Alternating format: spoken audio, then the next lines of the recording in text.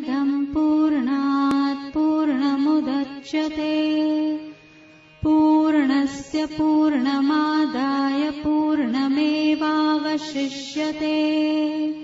ॐ शान्ति शान्ति शान्तिः। ॐ पूर्णमदः पूर्णमिदं पूर्णात् पूर्णमुदच्यते पूर्णस्य पूर्णमादाय पूर्णमेवावशिष्यते। ॐ शान्ति शान्ति शान्तिः। शङ्करं शङ्कराचार्यं केशवं बादरायणं सूत्रभाष्यकृतौ वन्दे भगवन्तौ पुनः पुनः। ईश्वरो गुरुरात्मेति मूर्तिभेदविभागिने व्योमवद्व्याप्तदेहाय दक्षिणामूर्तये नमः। ॐ शान्ति शान्ति शान्ति।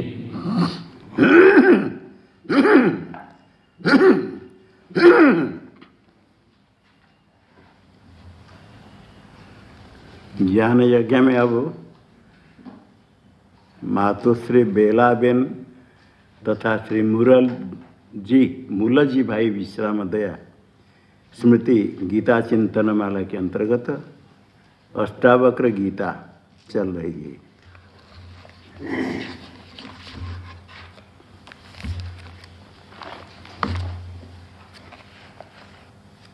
अष्टावक्र जी का उपदेश जनक श्रवण करके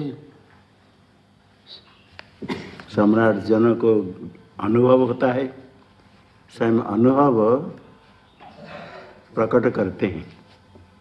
अहो आश्चर्य होकर के ऐसे अनुभव होने के बाद किस प्रकार आत्मा में कोई दुख संसार है ही नहीं, असंग है, फिर भी कितने भ्रम होता है संसार में, कितने अनादिकाल से भटक रहे, कितने दुख है। तो आश्चर्य होकर के ये कहते हैं कोई वस्तु पदार्थ कुछ है ही नहीं, ज्ञेय पदार्थ है ही नहीं, ना किसी का ज्ञान है ना कोई ज्ञाता, कुछ है ही नहीं वास्तव।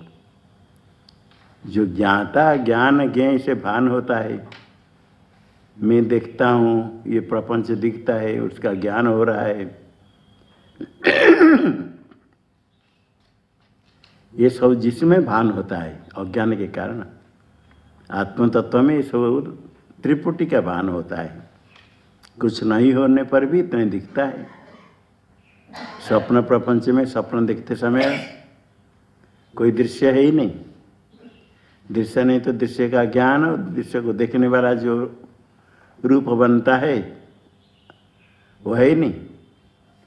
आपका के रूप बनता है जो दृष्टा होता है, दृश्य का ज्ञान, ये सब कुछ भी स्वप्न दृश्य प्रपंच, स्वप्न को देखने वाला, स्वप्न का अनुभव, ये सब कुछ साक्षी के द्वारा प्रकाशित होता है और साक्षी में कल्पित है।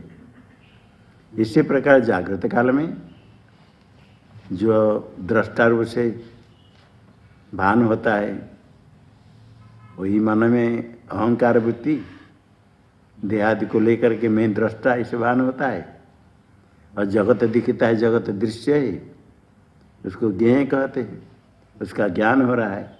ये तीनों ही व्यवहार काल में जैसे लगता है, जैसे स्वप्न में लगता है, किंतु वास्तव नहीं है। तो फिर मैं क्या हूँ, वास्तव क्या है? जहाँ ये भान होता है, दिखता है, जिसके अज्ञान से, वही अधिष्ठान में हूँ। अधिष्ठान के अज्ञान से ही, अधिष्ठान के आवरण होने से विपरीत ज्ञान, विपरीत दर्शन होता है। जैसे रज्जु के अज्ञान से सर्प दिखता है, स्वरूप के अज्ञान से ही प्रपंच दिखता है। फिर प्रपंच दिखता है, देखने वाला ज्ञान, ये जहाँ ये तीनों भान होते अज्ञानात भाति, वही मैं हूँ और उद्देश्य प्रपंच के साथ कोई संबंध मेरा नहीं, क्योंकि मैं निरंजन हूँ, असंग हूँ, ऐसे पहले कहा।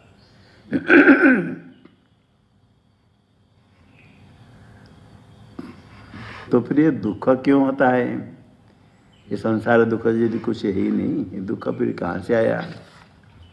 कोई निरंजन है, प्रपंच का संबंध नहीं, फिर दुख क्यों होता है? इतने कष्ट आत्मा में तो है ही नहीं।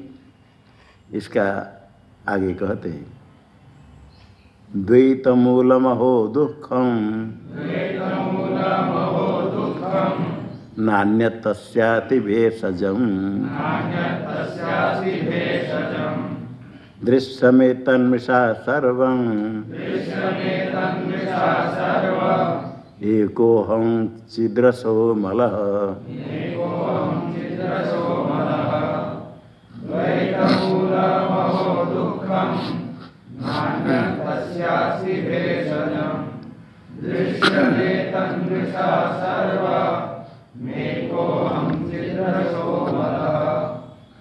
सर्व है, सर्व मनसा नहीं, सर्व किसमें सर्व है? किसने पढ़ा है सर्व? हाँ, सर्व में कोई से पाठ है, तो ठीक है, वो एक अनुसार इसमें रखा है, वो तो कहीं के बिंदु में रख दिया। दृश्य में तो मृषा सर्व मे को हम छिद्रसो मल, सर्व मे को।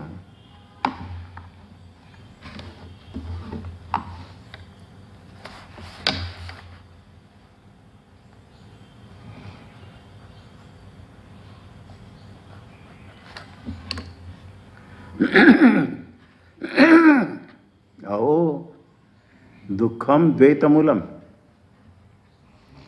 द्वैत मूलम यस्य, द्वैत ही मूल है, दुख का कारण द्वैत ही है।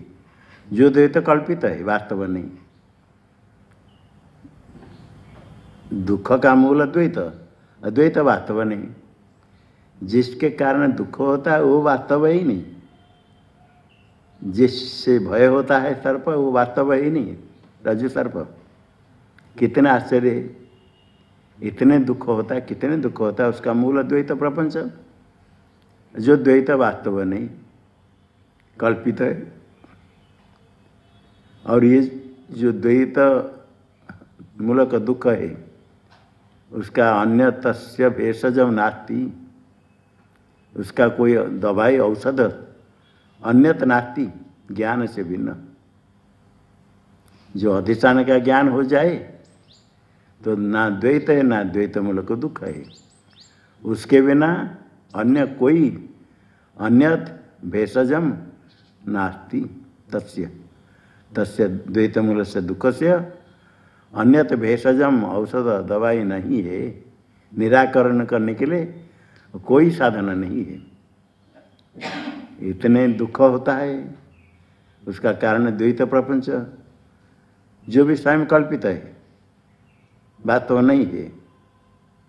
फिर भी दुख होता है और उसकी निवृत्ति के लिए कोई दूसरा साधन ही नहीं, क्योंकि कल्पित है, मिथ्या है। मिथ्या होने के कारण वास्तव सर्प हो तो उसको भगाएंगे। कल्पित सर्प को कुछ भी करो, रज्जु ज्ञान के बिना कल्पित सर्प की निवृत्ति कभी नहीं होती है। स्वप्न प्रपंच में बहुत दुख होता है। जो जग जाते हैं, जागृत अवस्था में आ गए, स्वप्न निवृत्त हो गया, सारे दुख निवृत्त हो गया।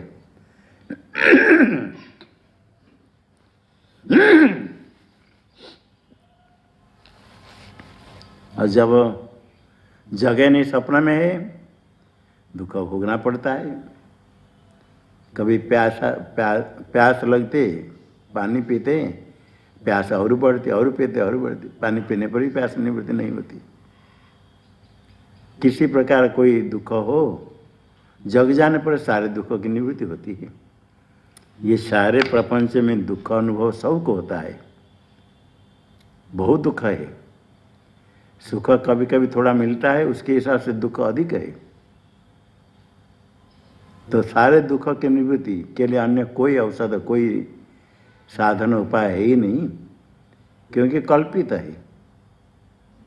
इसलिए उसके जिसके कारण कल्पित, अज्ञान के कारण, जिसके अज्ञान से कल्पित, उसके ज्ञान से ही अज्ञान की निवृत्ति होने से कल्पित पदार्थ की निवृत्ति होती है। ऐसा दिखा गया रज्जु सर्प में। रस्सी के अज्ञान से सर्प दिखता है, सर्प से भय कंप लोग भागते हैं। जब तक रज्जु का ज्ञान नहीं हो, अन्य कोई उपाय नहीं कल्पित सर्प को वहाँ से हटाने के लिए। हाँ, रस्सी को देख लिया तो कल्पित सर्प तीनों काल में है ही नहीं, नायन सर्प। इसी प्रकार यह अपने स्वरूप का ज्ञान के बिना दुख, द्वैत, द्वैत मूलक दुख की निवृत्ति है ही नहीं। और दृश्य जो द्वैत है वो दृश्यम, एतद् दृश्यम सर्वम मृषा मिथ्या।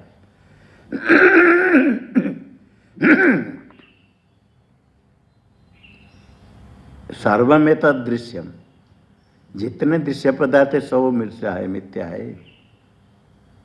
जिस प्रकार प्रातिभाषिक स्वप्न पदार्थ, रज्जु में सर्प, सुक्ति में रजत, मरुभूमि में मरीचिका दृश्य है, दिखता है और देखते समय सत्य भी लगता है, अत्यधिक अत्यंत सत्य लगता है। सत्य लगे कुछ भी हो, दृश्य होने से ही मिथ्या है। जैसे प्रातिभाषिक पदार्थ दृश्य और मिथ्या है, उसे निश्चय हो जाता है जो जो दृश्य है दिखता है वो सब मिथ्या है। यत्र यत्र दृश्यत्वम तत्र तत्र मिथ्यात्वम। ये व्यावहारिक प्रपंच में मिथ्यात्व निश्चय नहीं होता है, अत्यंत सत्य है। बहुत दार्शनिकों ने इसको सत्य माना।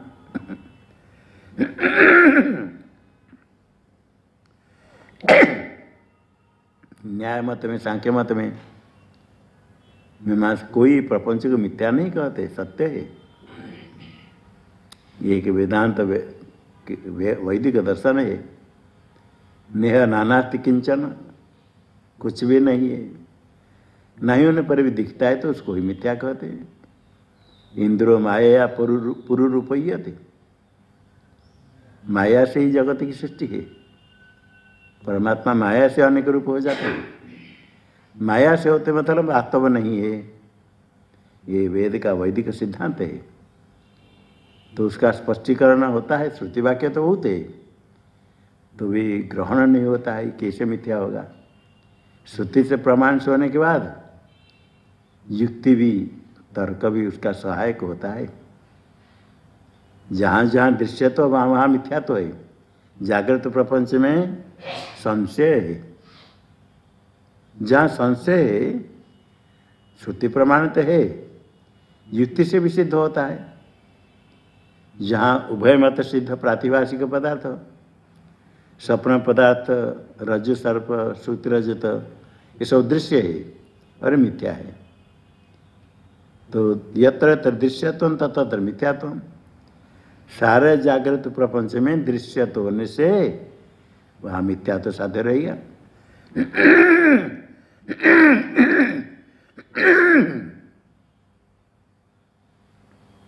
मिथ्या का अर्थ दिखने पर भी वास्तव नहीं है, दिखता जरूर। मरुभूमि में मरीचिका दिखने पर ही वास्तव नहीं है। रज्जु में सर्प दिखते समय भी वास्तव नहीं है, तभी तो भ्रांति कहते हैं। स्वप्न में बहुत प्रपंच दिखने पर भी कुछ नहीं है, ये मिथ्या तो निश्चय होता है। दिखता है किंतु नहीं है, श्रुति कहते कुछ है ही नहीं, नहीं होने पर दिखता है तो मिथ्या है। तो फिर सत्य क्या है? एको हम चिद्रसः अमलः, एक अधिष्ठानी सत्य है जिसमें सारा प्रपंच कल्पित है। और अधिष्ठान एक है, एक हम, एक अद्वितीय चिद्रस चेतन ही स्वरूप, चिद्रस चेतन रूप स्वरूप, सारी चेतन रूप सार है। अमल है शुद्ध, मल वर्जित, न अज्ञान है न अज्ञान का कार्य है, कुछ भी नहीं। जितने दुख है आध्यात्मिक आदि भौतिक आदि दैव का विवाह करते हैं, जितने दुख है कोई भी दुख है ही नहीं, शुद्ध है। दुख दुख के कारण द्वैत, द्वैत के कारण अज्ञान, सबसे रहित है, उसका संबंध ही नहीं, अत्यंत शुद्ध है। पहला तो अज्ञान, अज्ञान से द्वैत, द्वैत से दुख। ना दुख है ना दुख का कारण द्वैत है, ना द्वैत के कारण अज्ञान है। अज्ञान भी वास्तव नहीं, वो जानने पर जब देखते थे आश्चर्य है, कितने प्रपंच, कितने दुख है, कितने दुख है, किंतु अहो आश्चर्य कर कहते। श्लोक बोलो।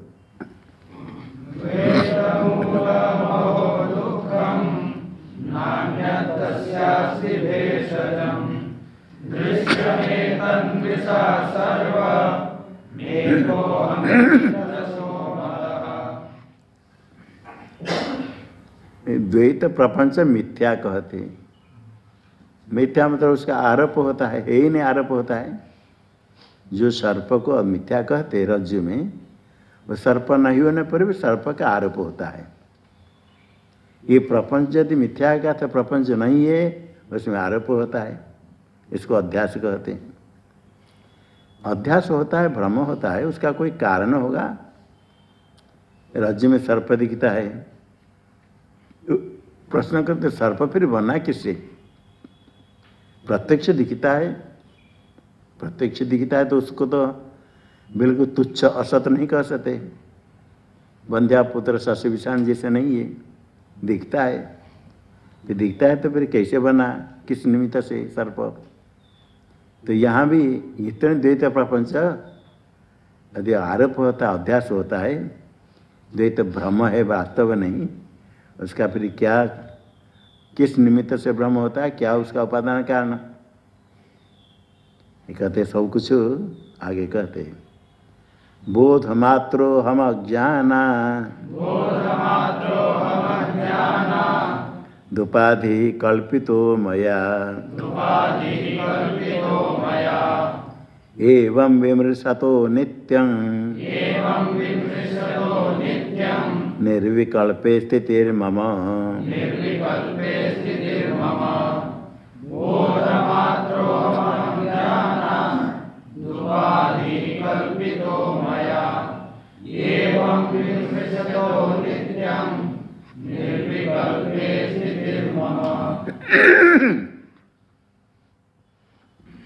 अहम बोध मात्र, बोध है ज्ञान, ज्ञान मात्र है, ज्ञान स्वरूप है और कुछ नहीं। ज्ञान मात्र, केवल ज्ञान स्वरूप, अद्वितीय है, इसको सत्य कहते, वही ज्ञान है, वही अनंत है। बोध मात्र और कुछ नहीं। ये सारा प्रपंच कल्पित है तो कैसे हुआ? अज्ञानात् मया उपाधि कल्पित, अज्ञान के द्वारा कल्पित हुआ, अज्ञान के कारण उपाधि, अंतकरण अहंकार, अहंकार से द्वैत प्रपंच, सब कुछ उपाधि कल्पित, देहादि जितने हैं उपाधि कल्पित है। अज्ञानाद, अज्ञान है निमित्त, अज्ञान के कारण ही उपाधि कल्पित है। और आत्मा में तो कल्पित है, वास्तव उपादान कारण तो वास्तव नहीं, विवर्त उपादान कारण कहते, मेरा ही विवर्त अज्ञान से कल्पित, उपाधि के कारण दिखता है। उपाधि के कारण जो दिखता है वास्तव नहीं है। जपा कुसुम फूल के लाल पुष्प के पास स्फटिका रखते हैं, स्फटिका लाल दिखता है। रक्त पट में रखें तो स्फटिका लाल दिखेगा, अन्य रूप के पास रहता तद्रूप दिखेगा। जो रूप स्फटिक में दिखता है वो उपाधि के कारण, और उपाधि को वो नहीं है किंतु दिखता है। उसको अलग कर स्फटिक को देखे तो साफ स्वच्छ है, शुक्ल वर्ण है, और पट के रक्तपट में रखा तो लाल दिखा। ये समझने पर भी यदि जपा कुसुम लाल पट के पास स्फटिक है तो लाल दिखेगा ही। इसी प्रकार ये उपाधि के कारण ये सब दिखता है। और उपाधि कही, उपाधि भी कल्पित है। और कल्पना करने वाला क्या अज्ञानाद मया कल्पित, हमने कल्पना की। वास्तव कल्पना तो है ही नहीं। तो जो व्यवहार में कहेंगे तो उपाधि करने वाला कोई दूसरा, कल्पना करने वाला कोई दूसरा नहीं। मया कल्पित उपाधि कल्पितो मया, अहंकार आदि उपाधि मया कल्पित। तो उसकी औसत निवृत्ति कैसे होगी? बस उसका ही चिंतन करते रहे। मेरा स्वरूप में है ही नहीं, शुद्ध स्वरूप में हूँ। नहीं होने पर भी अज्ञान के कारण, स्वरूप के अज्ञान के कारण, अज्ञान से ही सब दिखता है। अज्ञान से दिख सकता है, उसको समझने के लिए स्वप्न प्रपंच को सामने दृष्टांत करे। निद्रा के दोष से, अपने स्वरूप के अज्ञान से कितने क्या दिखता है। सपने होई भिकारी नृप, रंग को नागपति होई, जागिए न हानि लाभ कछु, तिमी प्रपंच जियो जोई। जो राजा है भीख मगा बन जाता है सपना में, और जो रंग है भीख मगा इंद्र बन जाता है, सम्राट इंद्र बन जाता है सपना में। झूठा अभिमान करते हम बड़े बड़े, सम्राट भी भीख मगा बन जाता है। अब बड़ा क्या हुआ? जागृत अवस्था में बड़ा, स्वप्न अवस्था में क्या बन गया? भीख मगा। और जो भीख मगा वो इंद्र बन गया। ये राजा, यहाँ जो राजा है सम्राट, ये कुछ नहीं इंद्र के सामने। को नागपति, नाग स्वर्गपति हो जाता है। और सुश्रुति अवस्था में जब गाढ़ निद्रा में सो जाते हैं, उसमें बराबर है। एक समय नहीं सो, जब जे सो जाता है, छोटा बड़ा कुछ नहीं, अज्ञान से कुछ नहीं, एक रूप हो गया, एक अज्ञान में लीन हो गया। उस समय कोई छोटा बड़ा है ही नहीं। और सपने में कौन छोटा कौन बड़ा, कभी कौन छोटा होता कौन बड़ा होता कोई ठिकाना नहीं। इस जागृत अवस्था में थोड़े दिन है, उसमें कितने बड़ा छोटा राग द्वेष करते करते निषिद्ध कर्म करता है, विहित कर्म का उल्लंघन करता है, पुण्य पाप करके पाप कर्म लेकर के जाता है। पुण्य कर्म तो करना चाहिए, सन्मार्ग में चलने से अपने स्वरूप का ज्ञान प्राप्त करना चाहिए। किंतु अज्ञान के कारण, सत्य तो बुद्धि होने से, उसी के प्राप्ति के, सुख प्राप्ति के लिए सब प्रयत्न करते, निषिद्ध कर्म भी करते, दूसरे धन का अपहरण कर लेते। निषिद्ध कर्म करना नहीं चाहिए जो करते, अभक्ष भक्षण, जितने प्रकार कर्म पाप कर्म करते, उसी पाप कर्म का फल फिर भोगना पड़ता है। अभी दुख मिलता है तो इसका कारण पहले क्या हुआ? पाप कर्म, स्वयं अपना अर्जित पाप कर्म अपने लेकर के आए, उसको ही भोगना पड़ता है। भोगते समय दूसरे को दोष देते हैं, दूसरे को दोष देकर और पाप कमाते हैं। यही विचार करके अभी यदि दुख मिलता है, कहते हमारी कोई गलती नहीं, हमको दुख भोगना पड़ता है। गलती नहीं, दुख भोगना पड़ता है तो आपका पाप कारण है। अभी पाप करेंगे तो उसके फल आपको ही भोगना पड़ेगा। तभी सावधान हो जाए, दुख मिलता है तो पाप के कारण हुआ, आगे दुख नहीं भोगना है तो पाप कर्म नहीं करे, निषिद्ध कर्म नहीं करे। जैसे पाप कर्म पुण्य कर्म क्या अपने मन से हिसाब करे कहेंगे नहीं हमें नहीं मानते, यही पुण्य है, यही ठीक है, ये नहीं होगा। ऐसा करने करके तो पाप कर्म क्या जिसका फल भोगना पड़ता है। शायद वेद विहित कर्म जन्य होता है धर्म, निषिद्ध कर्म से पाप होता है। शास्त्र विहित कर्म करें, सत्कर्म करने से अंतःकरण शुद्ध होता है, विवेक वैराग्य होता है, तो विचार होता है। ये संसार दुख की निवृत्ति, आत्यंतिक निवृत्ति विचार करने पर, स्वरूप का विचार करे, स्वरूप का चिंतन करे, शास्त्र प्रमाण से। विश्वास नहीं होता है, मिथ्या कैसी जगत, किंतु सामने भगवान ने इसे बनना स्वप्न दृष्टांत, सबके पास वो दृष्टांत है। देखो स्वप्न में क्या दिखता है और कैसे दिखता है और कितने सत्य लगता है। जगने के बाद निश्चय होता है मिथ्या। यहाँ श्रुति वेद प्रमाण है, श्रुति भगवती सारे माता से भी हितकारिणी है, वेद भगवान स्वयं है, वेद रूप से वही गुरु से रूप से प्रकट होते हैं, वही उपदेश करते हैं। गीता में भगवान ने स्वयं उपदेश किया, बहुत शास्त्र में स्वयं उपदेश करते हैं। जितने सब शास्त्र हैं वैदिक सिद्धांत, इसके अनुसार चलने पर विचार करने पर ऐसा विचार करते करते ज्ञान होता है। रज्जु में सर्प है, सर्प कर भागते हैं, कहते नहीं देखो ये रज्जु है सर्प नहीं, उसको नहीं मानकर भागे, डांटे पड़े आगे भागे तो क्या होगा। वहीं देखो अच्छी तरह से वो रस्सी दिख जाएगी, देखने पर साफ रस्सी दिख जाएगी। तो देखो सर्प कहाँ चला गया, सर्प था ही नहीं, फिर गया करके नहीं होता है। पहले तो सर्प कहाँ से आया, फिर कहाँ गया, कहाँ जाएगा, विभिन्न कल्पना। रस्सी को देख लिया तो फिर आगे प्रश्न नहीं कि सर्प कहाँ से आया फिर कहाँ गया। सर्प नायम सर्प, तो उसको जानने के लिए, निवृत्ति के लिए भय कंप होता है, भय होता है। रात भर ठंड में बाहर रहा, कमरा में नहीं आया, सर्प है। कोई आकर कहता है सर्प ने रस्सी है, उसकी बात नहीं मानने से नहीं, मानने करके फिर विचार करो। देखो सीधा जाकर पकड़ने के लिए नहीं कोई कहता, विचार करो। इसी प्रकार यहाँ भी थोड़ा विचार करने के लिए दृष्टांत स्वप्न प्रपंच है, नहीं होने पर भी दिखता है, इसलिए दिखता है सत्य होगा ऐसा कोई जरूरी नहीं है। बल्कि विचार करने पर श्रुति स्मृति प्रमाण से और तर्क अनुभव तर्क से अनुमान से ये निश्चय होता है जो दिखता है वो मिथ्या है, दृश्य ही मिथ्या है। जिसको प्रकाश करने वाला दिक रूप चेतन वो सत्य है। दृश्य तो जड़ है, जड़ है और परिचिन्न है। जो परिचिन्न है वो सत्य नहीं, सत्य होता अपरिचिन्न। जो दृग रूप चेतन सत्यम ज्ञानम अनंत ब्रह्म, जो अनंत है वो सत्य है, वही ज्ञान है। इतने में सब कुछ वैदिक पूरा सिद्धांत।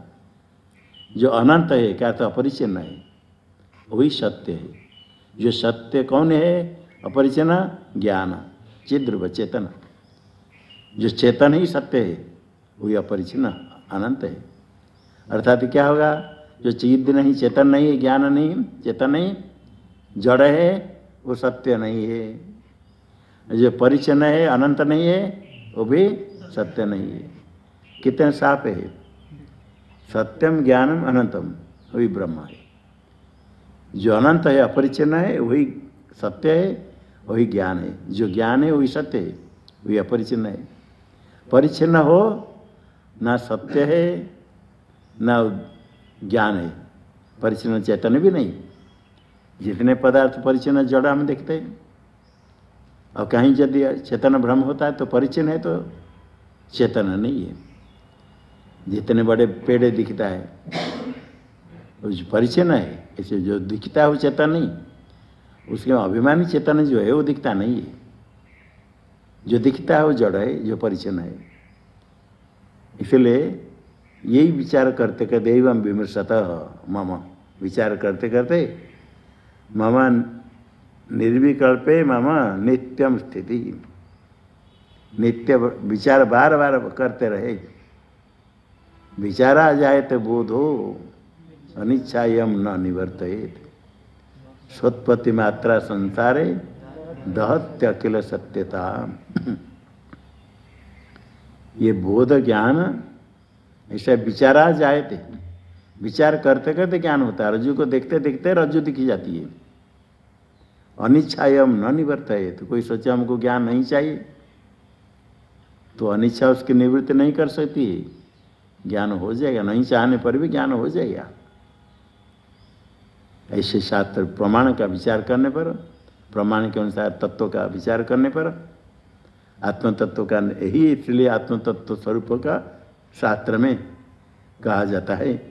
जो वेद में है उसको स्पष्ट करने के लिए विभिन्न प्रकार प्रक्रिया, अध्यारोप अपवाद प्रक्रिया, विभिन्न आख्यायिका, गुरु शिष्य संवाद, विभिन्न लीला, ईश्वर की लीला, लीला वर्णन करते करते उसमें भी उपदेश करते। गुड़ जीविका न्याय, बच्चे को दवाई खिलाने के, कड़वी दवाई बच्चा नहीं खाता है, माता उसको लेकर के दीवा में गुड़ चटा देते। वैद्य देगा तो बच्चा नहीं खाएगा, माता को तो विश्वास करता है, तो माता भी जो प्रेम से देती गुड़ चटाने पर वो चटता है, थोड़ा चाटने पर कड़वी दवाई दे दिया, अभी पूरा भोला है, विश्व बच्चा है, माता खिलाती बड़े खुश होकर क्या होता है, अभी चाट लिया।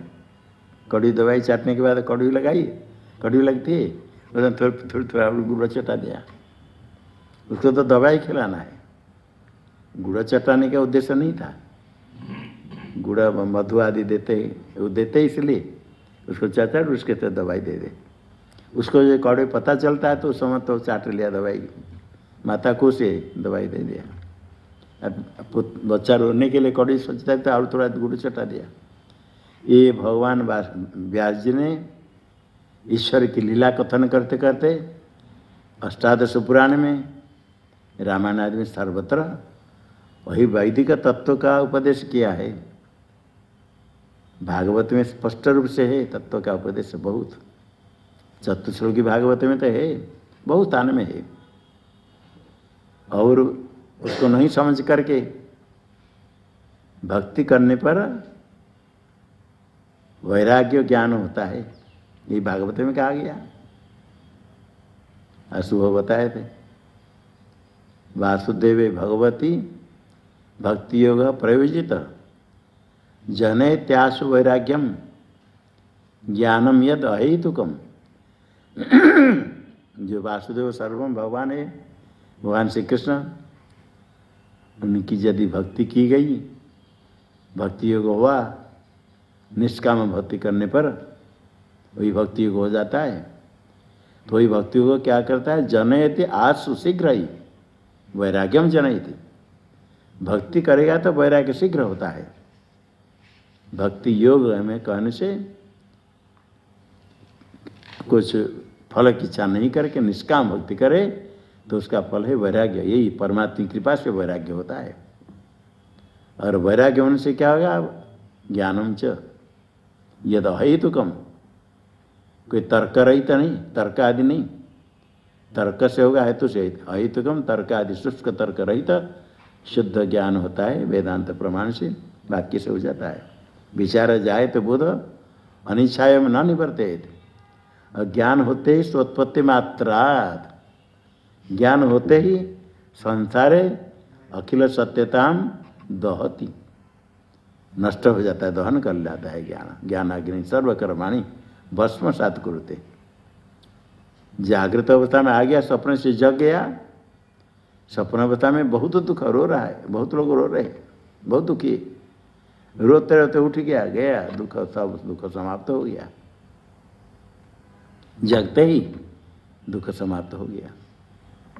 इसी प्रकार यहाँ विचार करना है, बुद्धि स्वरूप तत्व क्या है, आत्मा क्या है, संसार क्या है, मैं कौन हूँ, ऐसे विचार करते करते उपदेश ही प्राप्त होता है। उपदेश का अभाव नहीं, शास्त्र में उपदेश, महापुरुष उपदेश करते, वेद में उपदेश है।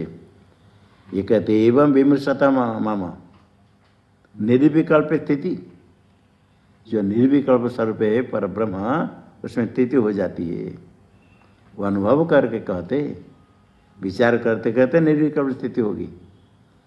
पर उपदेश में कहा था यदि देहम पृथकृत्य चित्ति विश्राम्य तिष्ठसि अधु नैव सुखी शांतो बंध मुक्तो भविष्यति। कहते अभी इसी समय, तो ये अपने अनुभव कहते रहते, इसे सुना गुरु उपदेश, इसी प्रकार विचार करते करते ये स्थिति हो गई।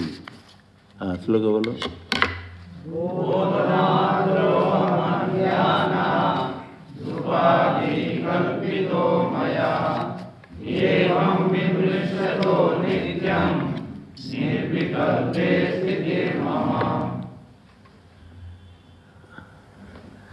ये तर्क से होता है, जो कार्य से वो नष्ट होता है। यदि इसे विचार से होने वाले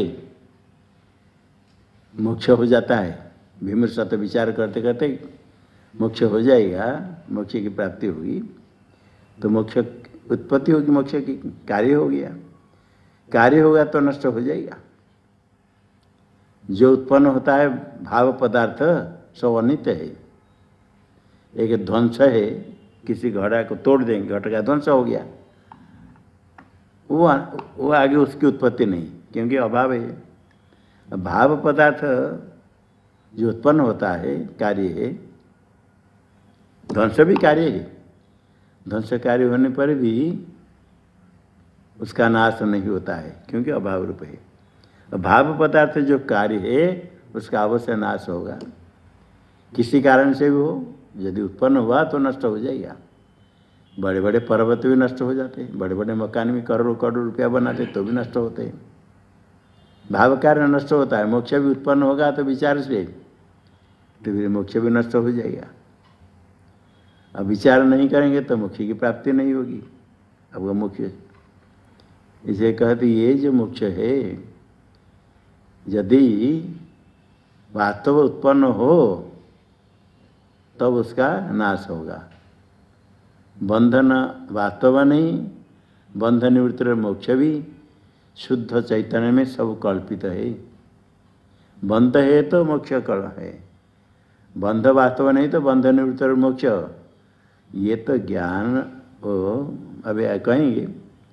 यदि मोक्ष नित्य है, कार्य नहीं, उसकी उत्पत्ति नहीं होती, तो फिर इधर कहते मोक्ष नित्य है। नित्य तो कोई साधन करना कोई जरूरत नहीं। अब साधन क्यों बताते हैं? और साधन करने से उत्पन्न होगा मोक्ष तो अनित्य हो जाएगा। उसको कहते मोक्ष नित्य है। नित्य कैसे होगा जो उत्पन्न होगा? यदि नित्य है तो साधन क्यों करना है? ये बड़ा द्वैतवादी लोग कहते मोक्ष नित्य है, नित्य तो फिर साधन क्यों करते? और साधन करेंगे तो उत्पन्न होगा तो नित्य कैसे होगा? तो ये कहा वास्तव पदार्थ हो तो उसका नाश होगा।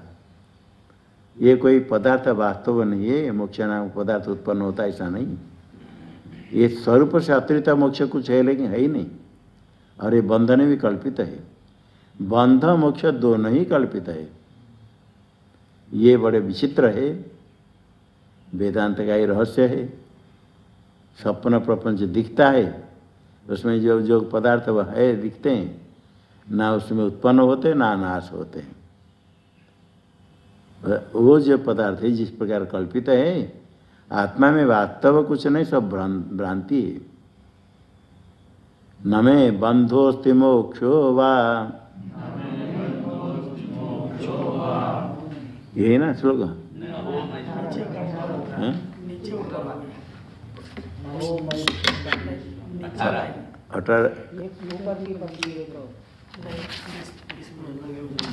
ऐसे ही है। न मे बंधोस्ति मोक्षो वा, भ्रांति शांता निराश्रया, अहो मयि स्थितं विश्वं,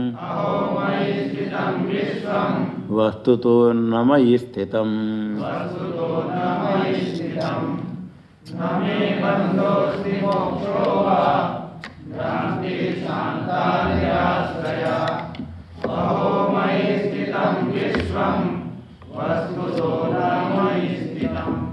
आगे आगे पीछे ऊपर नीचे है। हिंदी अर्थ तो मतलब उसी प्रकार के हैं। अच्छा, हाँ वो कहीं पुस्तक वाला दे दिया है। न में बंधोस्ति मोक्ष वा, ना तो मेरे में बंध है ना तो मोक्ष है। बंध हो तो बंध निवृत्ति रूप मोक्ष है। ये तो खाली भ्रांति है। जो ज्ञान हो जाता है तो भ्रांति शांता, शांत होगी, भ्रांति निवृत्त होगी। जितने साधन करते हैं मोक्ष की उत्पत्ति के लिए नहीं, भ्रांति की निवृत्ति के लिए, ब्रह्म की निवृत्ति के लिए साधन है। भ्रम से ही बंधन लगता है, भ्रम की निवृत्ति के लिए। आत्मस्वरूप में वास्तव बंधन है ही नहीं। अरे वास्तव यदि बंधन होगा तो उसकी निवृत्ति नहीं होगी, और ज्ञान से निवृत्ति तो प्रश्न ही नहीं। ज्ञान से ही मोक्ष कहते हैं, ज्ञानादि वही कैवल्यम ऋते ज्ञानान मुक्ति ब्रह्मवेद ब्रह्मेव भवति ब्रह्मविद्या आपनोति परम। ज्ञानी पर ब्रह्म को प्राप्त कर लेता है, मोक्ष हो जाता है।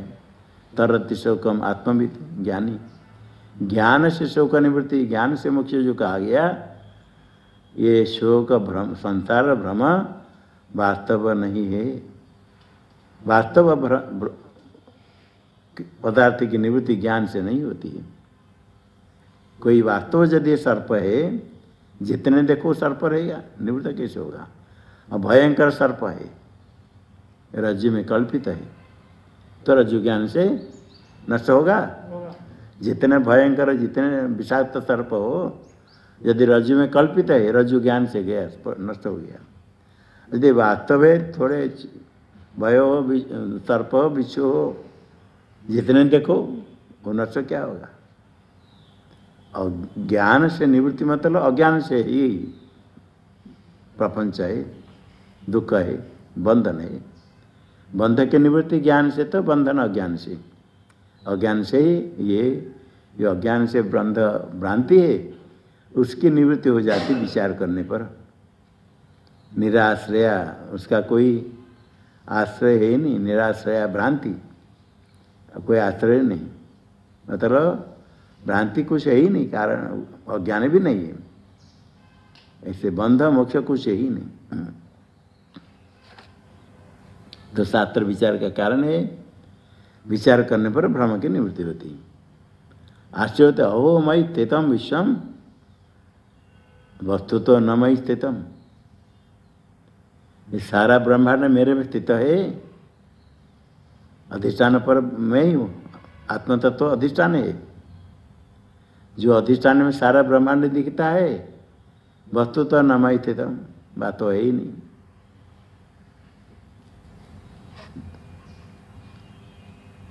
गीता में आता है,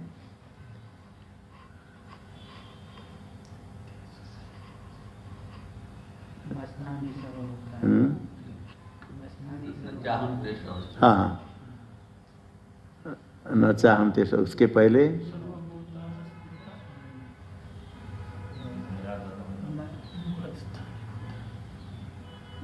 मैं सर्वत्र हूँ,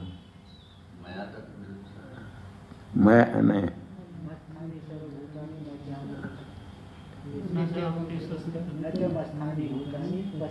हाँ, न च मस्तानि भूतानि पश्चिमी युग, हाँ, न चाहम तेषु अवस्थित। मस्थानि सर्वभूतानि न चाहम तेषु अवस्थित। सारे भूत मेरे में है। मस्थानि सर्वभूतानि न चाहम तेषु अवस्थित। मेरे में सारे भूत ब्रह्मांड है, मैं उनमें नहीं हूँ।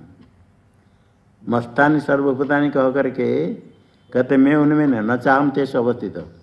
ये भगवान श्री कृष्ण कहते हैं। इधर तो कहते ईश्वर सर्वभूतानि हृदय से अर्जुन तिष्ठति। सारे भूत के हृदय में ईश्वर है। यहाँ कहते न चाहम तेषु अवस्थित। सारे भूत मेरे में है, मैं उन्हीं में नहीं हूँ। और यो मां पश्यति सर्वत्र, मैं मुझे सर्वत्र देखता है, उसे मैं दूर नहीं होता हूँ। इधर कहते मैं सर्वत्र हूँ, सबके हृदय में मैं हूँ, ये कहते। यहाँ कहते मस्थानि सर्वभूतानि, सारे भूत मेरे में है, मैं उनमें नहीं हूँ।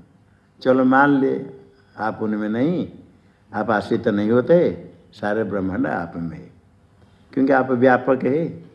भूत में आप आश्रित नहीं होते, भूत हृदय में अभिव्यक्त होते, इसलिए कहा सर्वभूतानां हृदय से अर्जुन तिष्ठति। सर्वव्यापक होने के कारण किसी में आश्रित नहीं होते, सारे पदार्थ कल्पित परिचिन्न है।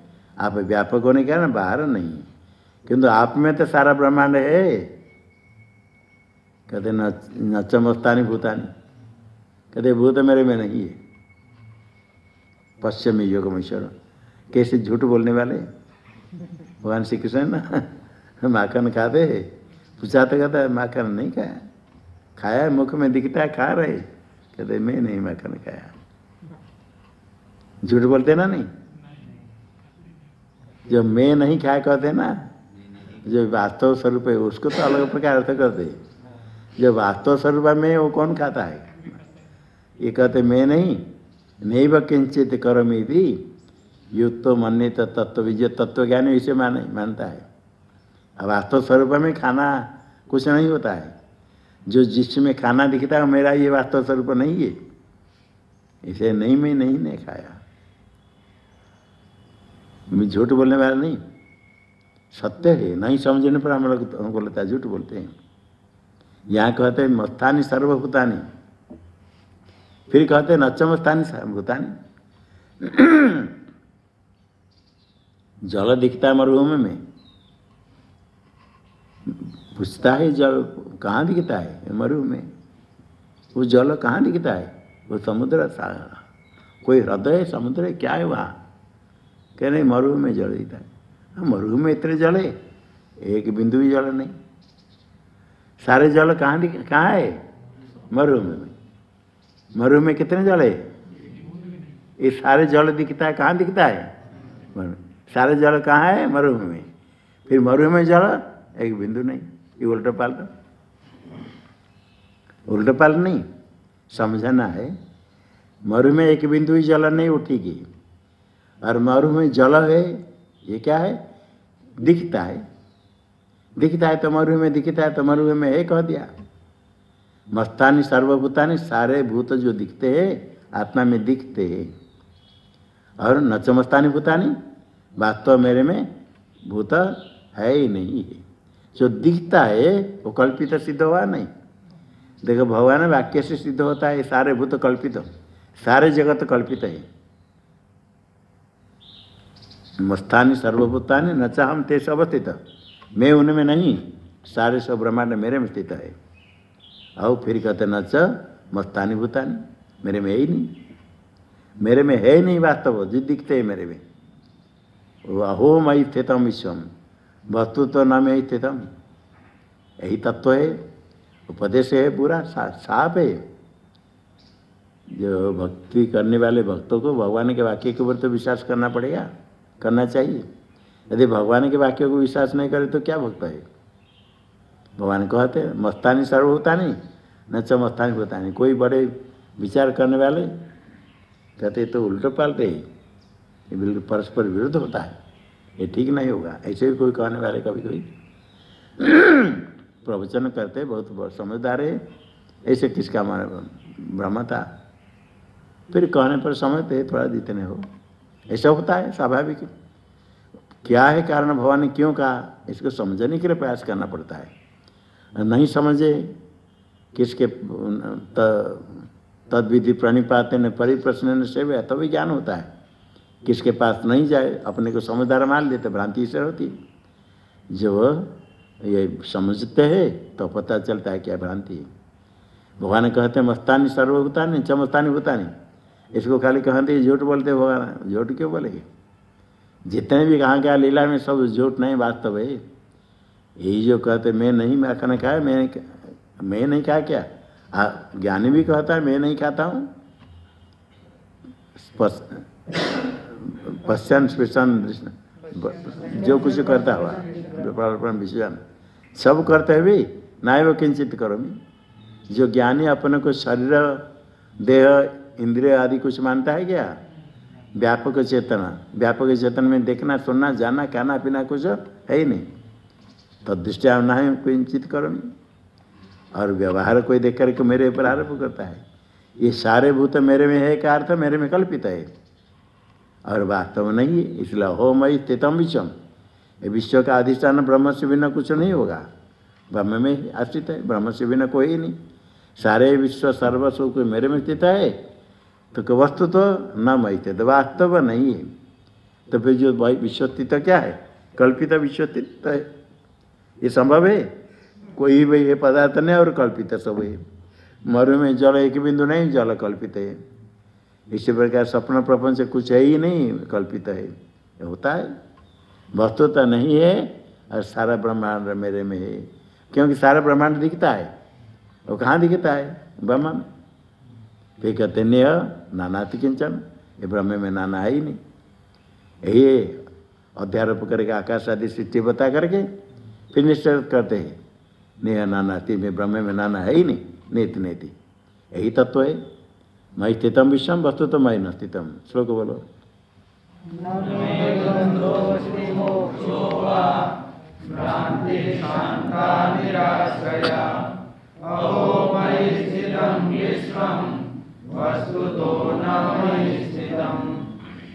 ये यदि जगत का उपादान, जगत का कारण, अधिष्ठान ब्रह्म हुआ, ब्रह्म रहेगा हमेशा? नहीं, हमेशा रहता है।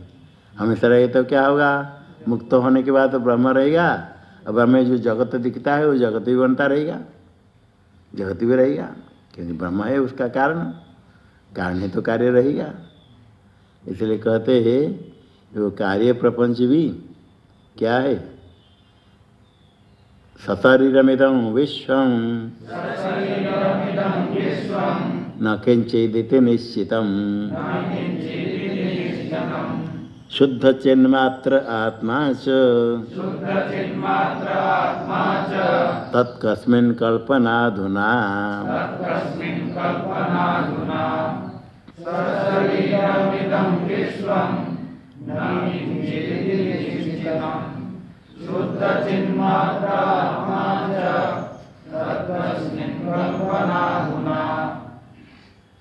सशरीरम इदम विश्वम किंचित न इति निश्चितम। शरीर के साथ, शरीर न सहित सशरीरम इदम विश्वम, सारे विश्व, सारे विश्व मिथ्या कहते समय शरीर को अलग करके शरीर को सत्य मान लेना नहीं। ये अपने शरीर को सत्य मान के सब मिथ्या है, सब मिथ्या, किंतु हम सत्य, ऐसा नहीं। सशरीर कहने से शरीर न सह, शरीर भी केवल स्थूल शरीर के लेना नहीं, शरीर ही सब, स्थूल सूक्ष्म कारण शरीर, जितने शरीर है सब शरीर के साथ सारा ब्रह्मांड विश्व है। यदि अपना शरीर को, दूसरे शरीर को, व्यष्टि शरीर को, समष्टि शरीर को, स्थूल सूक्ष्म कारण शरीर ही सह सशरीरम इदम विश्वम। ये क्या है? न किंचित, कुछ है ही नहीं, है ही नहीं कुछ, कुछ उसका कुछ अंश टुकड़ा कुछ नहीं। जब बाधित होता है तो कुछ नहीं रहता है। न किंचित इति निश्चितम, ये निश्चित हो जाता है। रज्जु में सर्प कल्पित है, जितने भयंकर सर्प कल्पना करो, रज्जु देख लिया, सर्प बिल्कुल है ही नहीं। मरु में बहुत जल दिखता है, जो देखो बहुत है नहीं, कुछ भी नहीं। न किंचित, जल नहीं तो जल का कुछ अंश रहेगा और कुछ पदार्थ कुछ है ही नहीं। वहाँ तो सूर्य किरण में दिखता है। यहाँ सशरीरम इदम विश्वम किंचित, कुछ भी नहीं, सब मिथ्या है। दिखता है तो दिखने पर भी मिथ्या है। श्रुति उसको स्पष्ट कर देती है, यह ब्रह्म में नहीं है नेह नानाति किंचन। यह का अर्थ यहाँ ब्रह्म में, नेह यह न, नाना किंचन, नाना है ही नहीं, किंचन है ही नहीं, कुछ नहीं। जो न किंचन का है उसको न किंचित या बताया।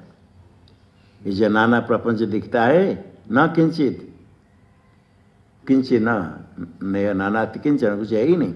यही श्रुति प्रमाण है, यही है ना। इतने निश्चित हूँ श्रुति के जो अंतःकरण शुद्ध हो जाता है एकाग्र होने पर, श्रुति वाक्य में एक एक वाक्य में दृढ़ निश्चय हो जाता है। उसके ऊपर चिंतन करता है तो मनन करते करते ब्रह्माकार वृत्ति शुरू हो जाती है। शुद्ध अधिकारी श्रवण करता है, ऐसे तर्क जब समझता है, स्वप्न प्रपंच विचार करता है। ऐसे स्वप्न प्रपंच विचार करते करते जागृत अवस्था को भी स्वप्न जैसे बना दो। जागृत अवस्था में जितने हो रहा है दिखते समय लगता है, किंतु लग गया कि स्वप्न है। आज सुबह से लेकर अभी तक जितने हुआ तो क्या स्वप्न में ऐसा नहीं लग सकता है? लग सकता है। जगने के बाद पता चलता है स्वप्न, देखते समय सत्य लगता है। वो सब कुछ ऐसी श्रुति कहती है। सपने में तो कोई उपदेश करने के लिए नहीं होता है, कभी कभी कि उपदेश से प्राप्त हो सकता है, होता है किसी किसी को कभी ईश्वर की कृपा से, नहीं तो अभी कुछ यहाँ तो उपदेश से प्राप्त होता है। वेद है, आचार्य उपदेश करते, नेह नानाति किंचन श्रुति का वाक्य है ही नहीं। इस शरीर के साथ शरीर नहीं, स्वप्न में अपना शरीर भी नहीं, बाह्य पदार्थ भी नहीं, दृश्य कुछ नहीं। इसी प्रकार यहाँ भी ये सारा विश्व नहीं, शरीर भी नहीं, ना किसका शरीर, फिर क्या रहता है? शुद्ध चिन्ह मात्र आत्मा, शुद्ध चिन्ह मात्र आत्मा है, चैतन्य स्वरूप है। उसमें चिन्ह मात्र चेतना ही और कुछ ही नहीं, अर्थात ना तो अज्ञान है ना अज्ञान का कार्य है। तो ज्ञान हो जाने पर अज्ञान नष्ट हो गया, फिर सारे विश्व की कल्पना कहाँ करेंगे? तत्कस्मिन कल्पना अधुना, तस्य कल्पना विश्व से तद विश्वम कल्पस्मिन कल्पना अधुना कस्मिन कल्पना, किसमें इसकी कल्पना होगी? तद विश्वम कस्मिन, किसमें है ये? अधुना कल्पना कैसे होगी? किसके अंदर? कस्मिन कल्पना, कल्पना क्रियते तद विषम, किसमें कल्पना होगी? कस्मिन कल्पना तत्कल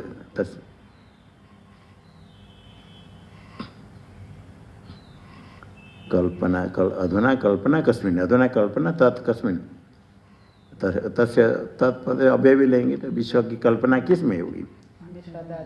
तदादि है। हाँ ठीक है, हाँ तत्पद अव्यय से। तो ये सब जब शुद्ध चिन्ह मात्र है और कुछ है ही नहीं, जिसमें अज्ञान भी नहीं, तो फिर कल्पना कहाँ होगी? अज्ञान हो तो अज्ञान से कल्पना होगी, अज्ञान भी नहीं है तो कल्पना कैसे होगी? इसे कल्पना भी कुछ नहीं है, कल्पना भी मिथ्या है। वैसे कल्पना पहले से लगती दिखते थे, अभी देखते कुछ नहीं, और आगे आगे क्या कल्पना होगी? क्योंकि ज्ञान होने के बाद अधिष्ठान स्वरूप रहा तो जगत प्रपंच भी रहेगा। प्रपंच कहाँ रहेगा? प्रपंच कुछ है ही नहीं। जब था प्रपंच तो अज्ञान अवस्था में वो भी मिथ्या है, नहीं था, अभी भी नहीं है। जब अज्ञान निवृत्त हो गया तो फिर कहाँ से? नासित नास्ति न भविष्यति। राज्य में सर्प दिखता है, दिखता था, पहले तो नहीं सर्प था, और जो ज्ञान हो गया मालूम होता है दिखते समय भी सर्प नहीं है। फिर आगे रज्जु रहेगी तो फिर सर्प आ जाएगा। जो सर्प वास्तव ही नहीं, वो सर्प फिर रज्जु नहीं, अज्ञान नष्ट हो गया तो वास्तव कहाँ से आएगा? अज्ञान से सर्प कल्पित, तो अज्ञान नष्ट हो गया तो अज्ञान अनादिकाल का अज्ञान नष्ट हो गया तो वो अज्ञान फिर उत्पन्न होगा? अज्ञान की उत्पत्ति नहीं होती। अज्ञान नष्ट हो गया तो क्या आगे सर्प आने का ही प्रश्न नहीं। कल्पित कहाँ कल्पना करेंगे? हाँ श्लोक बोलो।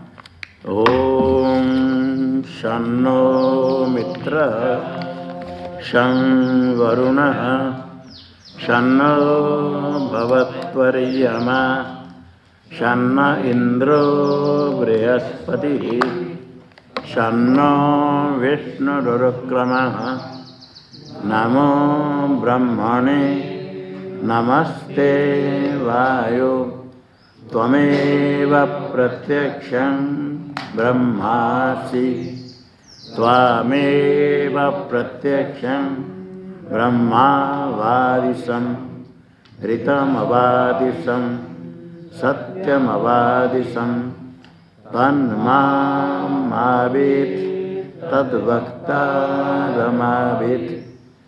आविन्मावेत् वक्तारम्। ओम शांति शांति शांति।